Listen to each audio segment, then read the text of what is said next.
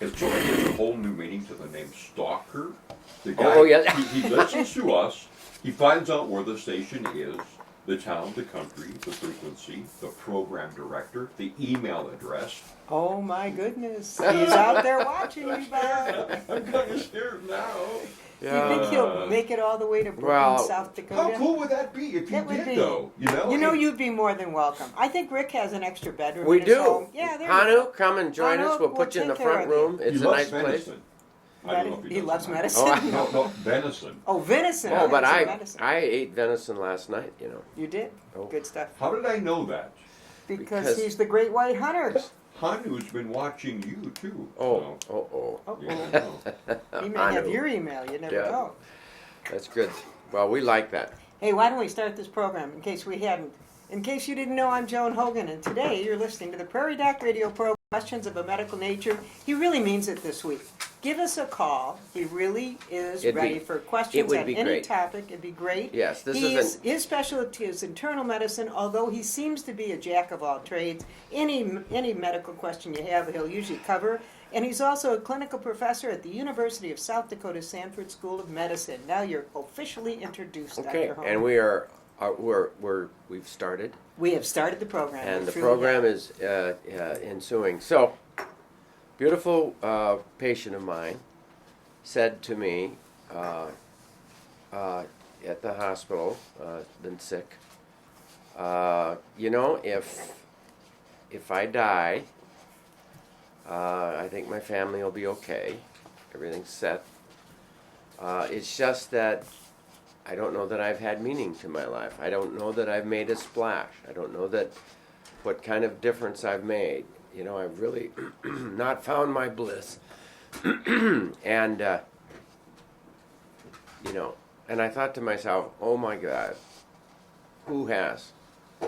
I mean, let's say you're world famous, does that give you the splash that you needed, let's say that you have done somebody some good sometime. Well, this person is a very loving, caring person. This person has made an impression. Huge impression and a huge splash. Every little thing that happens through every day. She's just the kindest, sweetest person. And isn't the answer? It's not one big splash. It's all sorts of little tiny. Am I wrong on that? You are right, and you made me think when this woman said it, or man, I don't know if it was man or woman that you were talking with. If you read any of the stories about Mother Teresa, she had doubts every day and didn't feel like she had really accomplished anything. Think of the woman, Yeah. Mother Teresa, and was convinced that she had not done enough. So trust me, Yeah. whatever you're doing is probably enough. Yes. If somebody like that has doubts and you're having doubts, really. I think about Schindler's List. In the end of the movie, do you remember that movie? Yeah. Schindler He saved a lot of Jews during Nazi. saved a lot of Jews, and he was feeling really bad because he didn't do enough. He could have found another way to save another few little kids. Let's take that first break because I just got a call from the hospital. All right, you take your call, and really, we'd love to hear from all of you. Give us a call at 692-1430. We'll be back right after these words. Clear.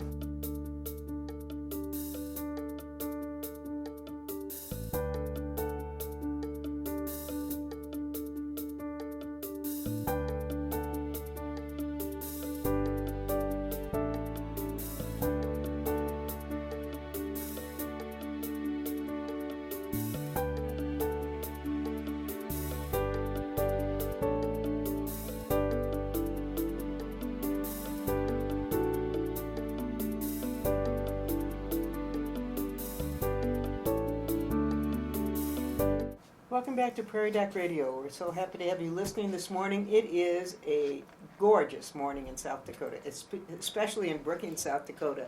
The sun is shining through the trees that are laden with snow. It is picture-perfect, beautiful winter weather. Yes. Now, And I mean, it's not even cold. and Joan, have you made a difference? What difference have you made? None of us ever think we have, but I like to believe maybe I have.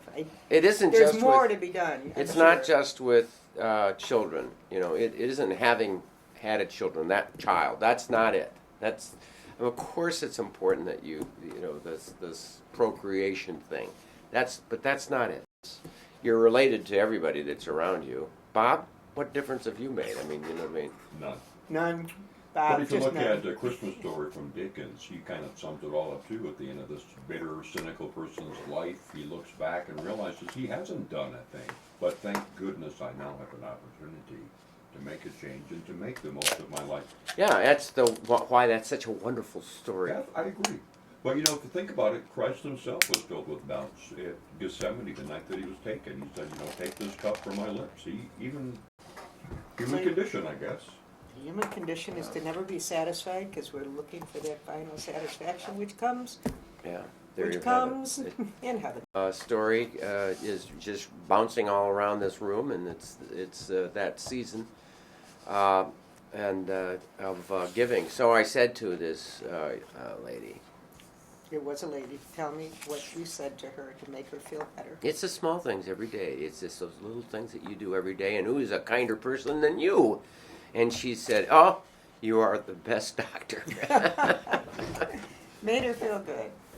I think a couple of months before my mother died, and she really hung in there for quite a while.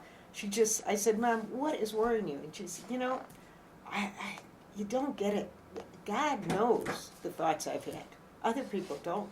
So I'm kind of afraid. I said, "Oh my goodness, Mom, you've lived a good life." But she said, "But God knows." But I had these had some thoughts. rotten thoughts. Yeah. And I've been able to hide it from people all these years, but God knows. I've had these rotten thoughts. None of us, Oh. the rest of us, have ever had any of those nasty Oh, thoughts. no. So that was her big fear, that she really was going to face her maker, Yeah. and she just didn't think she was that's up funny. to it. That's But I great. think she made it. Pretty sure she did. I think that it's interesting that winter health issues are on everybody's mind. Tomorrow night, we are being bumped by fundraising or something. Fundraising on South Or- Dakota or, Public TV, or something along that. Or They did something like that, or fundraising basketball, yesterday. or No, I don't basketball. know. It must I be think it's fundraising. fundraising. And so we're going to be doing a winter health show, and we're going to have Tony Vaca, who is a psychiatrist, and we're going to talk about winter blues, and then we're going to have Jill Cruz, who is going to be the host for the winter show that we didn't do because our guest got sick a couple weeks ago. But this show will be run in a couple weeks during So you're taking Christmas. it now, but you won't run it for another week or two. Right. Okay. So that will be really fun. And tomorrow night we're going to tape a great show, and it'll be fun to see Tony Vaca again. But the couple points is to make about winter health is that we had scheduled our choral group, the Hopeful Spirit Chorale, to sing yesterday for the hospital auxiliary luncheon. Well, Now the that sounds hospital nice. auxiliary luncheon, all these volunteer people that volunteer They for really the give hospital. their time. It's year-round. amazing, and it packs that room. All these people who run the voluntarily run the shop that's in the hospital, and they knit the little blankets for the new babies, and all those little They do a lot of good. done by volunteers, and they decided not to do it because of the weather. Well, the weather turned out pretty good. It's just a winter day in South Dakota, except you just do not want any of those. Most of them are little ladies, not all of them, but most of them are little ladies going out on a day like that trying to get to that luncheon, so they canceled it. Oh. And I thought about it as blue-roofed building where the hospice has an office, and we have our meeting there every Tuesday. And I thought, I could have been at the auxiliary thing singing, except that was canceled. And they said, "Don't you think it's a good idea that they venture forth on crappy days where you're going to be at risk of falling? And if you're going to be at risk of falling and you have to go out, take every precaution, because falling is such a tragic thing." It's the toughest thing. When you get older, it's the thing I think you worry most about. You Right. do not want to fall. People just really do get hurt when they fall. So while you were talking, we had a caller who asked, maybe this is a winter thing, what about hair thinning? Why, when we get older, does our hair thin? Why do I have to have thinner hair? Is there anything else? Yeah. No? Yes? Somebody asked me that, where was it? I can't remember where it was. It was at a medical meeting, and I was giving the answering questions. And my answer was, why is my hair thinner and fluffier and curlier as I get older?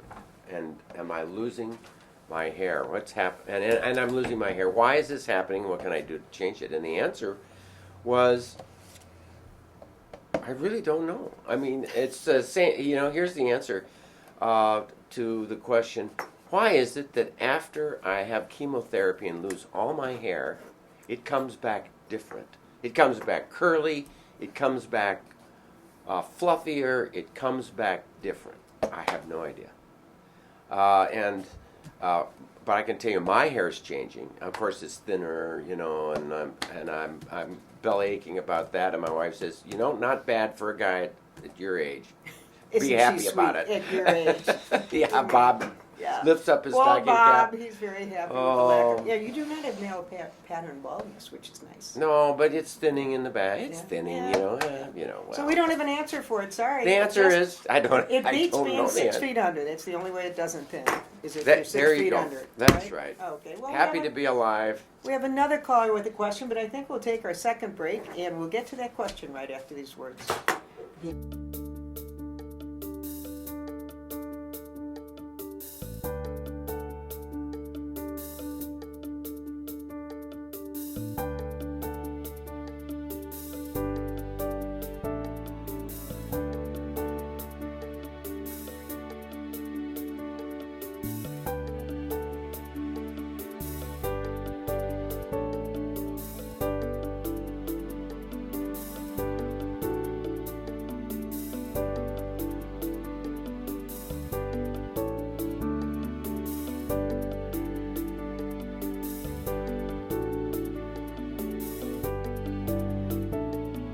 Joan Hogan and Dr. Rick Holm is here ready to answer your questions of a medical nature. We do appreciate you calling in with these questions. And we have a question. It's so funny, we have an older audience. I have a feeling this might be, well, it could be a mother asking the question, but it wants to know about a 3-year-old boy who has croup. What causes a 3-year-old or any child to have croup? Is there a good treatment for croup? And can an adult get croup? I never thought of an adult getting croup. First of all, what is croup, Rick? Croup is a upper respiratory viral infection. Most of the time it's para-influenza. In other words, not influenza, but a different kind of a bug called para-influenza. And it is more commonly in boys, 1.5 to 1. And it is kind of a barky seal-like cough. It is a problem of, most of the time, airway above the vocal cords. It's interesting, or at the vocal cords. If the problem is below the vocal cords and into the chest, within the cavity of the chest, commonly irritation, inflammation, and that will give you expiratory wheezing. But if it's above the chest cavity, the same obstruction in the airway will make it hard to get the air in.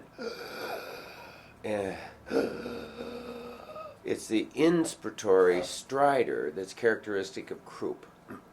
And it is paratracheitis. It's above the airway. If think about it, remember that old bell jar where you have a T-tube that comes through the bell jar, and then there is a balloon tied around the end of the T-tube, and then underneath the bell jar is a diaphragm of rubber of some kind, and then you pull the rubber diaphragm down, and the little balloons blow up because you make a vacuum within the bell jar, and it draws air into the balloons, and the balloons blow up. And that is what our diaphragm does. It draws air in by making it less pressure within the chest cavity. Okay, but it changes that dynamic when if there's an obstruction below the bell jar, you get an expiratory wheeze, and if it's above the bell jar, in the same tube above the belly jar, it causes expiratory Inspiratory stridor, Right. right. So asthma changes to stridor, and that's what is interesting about croup. Adults can get croup, but they don't have the same severity of problems.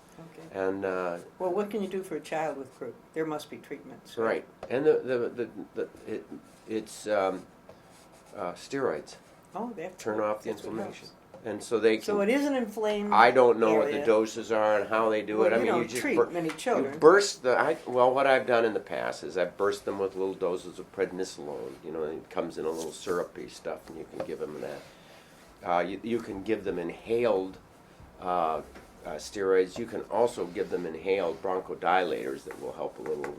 Now you hear about croup on young kids. Do they often just plain outgrow it? Is that what happens? Yeah, I mean, Yeah. it's interesting when you see a child with croup in the emergency room. They're little babies. You know, their bones are so flexible. They're not really bony yet. You know, they're cartilage more, and so they'll come in and they're trying to get air in, right? And so to get the air in, they are really sucking hard, and their chest collapses. And you can see these chest walls fall back against the backbones. Just about. The right. whole chest collapses against the backbones. That's a There's- scary thing for a parent to see. I saw that happen. I thought, oh my gosh, this child is so bad. And I'm in the emergency room. This is the old days when we didn't have ER doctors. And I called Walt Pat, my personal Your go-to. buddy, my go-to pediatrician. And he came in and looked at the kid and said, "Go home. You'll be all right." I mean, we didn't have steroids at the time, and we didn't do steroids at the time. And I went, I mean, this kid has got to be admitted, shipped to Sioux Falls, the Mayo Clinic. I don't know. This is really sick. And he said, yeah, kind of sick. They'll get by. They'll be He had the fine. greatest personality dealing with children. Ah! I was so fortunate to move to Brookings when I had little ones and had Dr. Pat take care of them because he did. He did a love those phenomenal kids, job. and he was such a granddaddy type of a guy. But he was kind of a big bear, a big gruff bear. he Some was mothers were afraid of him. yeah, They he really was were. gruff to adults. But he was sweet and kind to kids. It was amazing. But a dear friend of mine had an accident where his finger was walloped off in his construction job, and so Walt, I think, was in the emergency room and he sewed it up, you know. And this guy's a tough guy. I mean, he's a real, you know, kind of a tough construction guy, and he came in and Walt Pat looked at it and then pulled a little bit on the strings to kind of just kid with him, you know. He did not take it lightly. He was very mad at Walt Pat for that. But he would tease him. He Big, teased, tough you know, man. he was just, you know, that didn't hurt you, did it? Well, he was my favorite. Loved the man. Just Yeah, did. I did too. And he's long gone now. Yeah, God great bless guy. his soul. Great guy. Now, there's somebody who made a difference, right? Yeah, Yeah, everybody makes you- a difference. You just hope the difference you make is positive. How's that? that's right. And unfortunately, some of your you never know the ramifications of everything that you do, right? Absolutely. Because one good deed might down the road cause harm. You never know the answer to that, but you make your best choices through those years. And if they're positive choices, generally the ramifications are a very positive thing. Well, good. What- We are fortunate to get these calls. We have another caller who wants to ask about medications in your skin. Can the medications you take affect your skin? I don't have a name of any meds, though, so I don't know. Well, there are can many they? meds that will dry your skin out. Blood pressure medicines, diuretics. There are lots of medicines that can cause some vasodilatory things that makes you flush.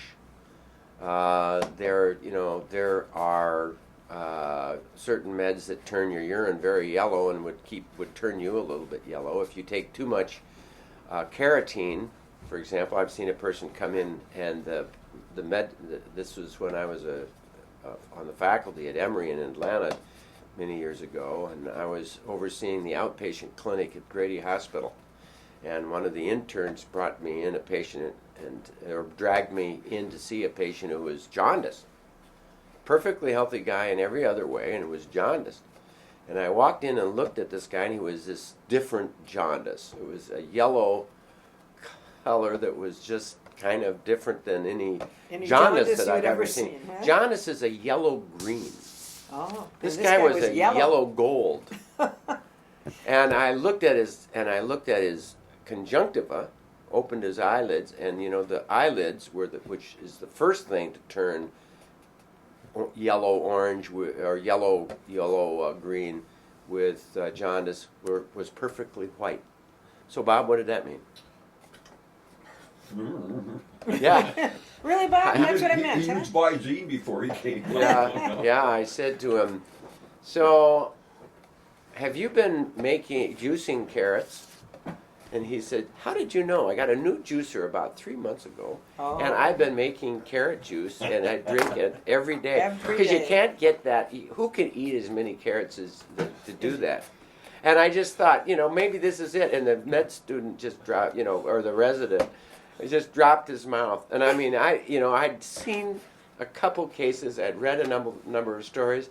So why did I ask him juicer? I have no idea, but the guy, you've been juicing carrot. Juicing carrots. Drinking carrot juice. A little too much carrot juice. That was it. Healthy as could be, but well, and you'll see it in babies because the mothers are just pouring down the squash and the pumpkin and the carrot, mush carrots, And they might turn a little yellow. All yeah, right. Bob. You can go to a health food store, at least used to be able to, and buy carrot extract, keratin, and they would tout it as a way to get an instant tan.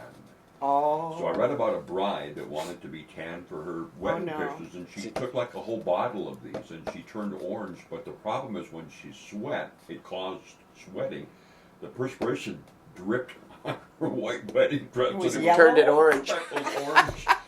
And her tan was running. So Not a good idea. I know. Not a good idea. Speaking of juice, when I just got back from Israel, I was so surprised. Different things happen, that you don't quite anticipate. I didn't anticipate pomegranate juice being on the street. I mean, there were sellers. The guys just had a little wooden stand, and they had a metal. You've seen these things that would take juice out of an orange. Mm-hmm. They had a huge bucket of pomegranates, and they cut a pomegranate in half, juice it out into a plastic cup, and charge you so many shekels for your pomegranate juice, and it is sold all over Israel. No and kidding. pomegranate juice is healthy, isn't it? Gosh, it's very healthy. And it's interesting that it is when you are eating or drinking the fruit or the vegetable, the carrot juice or the carrot or the pomegranate or whatever, then you really do benefit from it.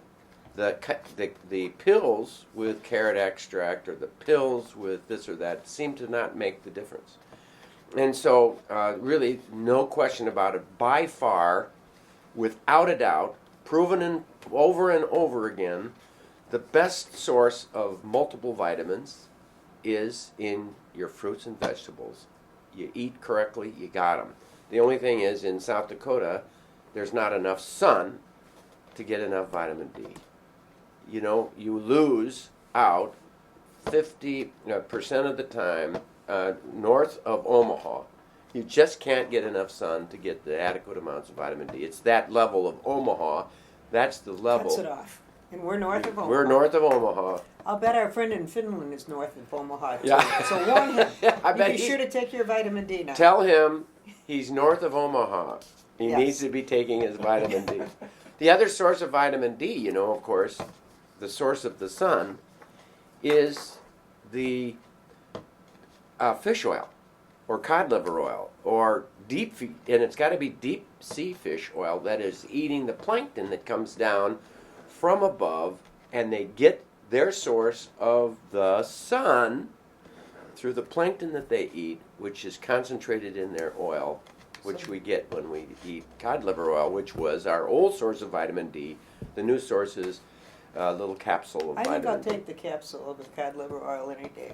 Wouldn't you? I would rather take the capsule. I would too. On that note, we're going to take our final break. We'll be back right after these words.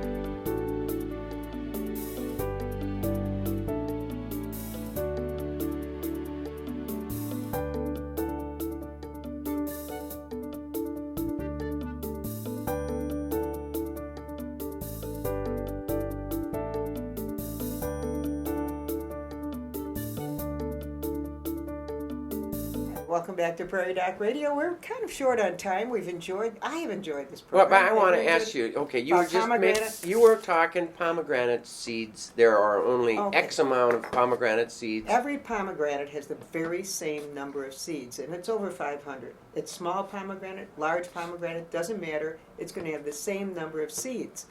And then I heard the story, and of course, because I forget all details, I can't recall the story. There's something about the number of seeds relates to some religious significance. I don't Yeah, know what it is. the books of the words in the I don't know what it is. Lord's Prayer, or I the don't know. letters of the number But of there's the. something I should have checked on the internet before I ever even brought But it up. does somebody in the audience know Knows. the answer to that question? What is the significance of the number of the seeds of the in the pomegranate and a religious significant fact? Yeah, whatever it There's is. gotta be Okay. something. But I found that interesting. You Somebody never know out there what you're knows gonna- the answer Yep, to that. Yep.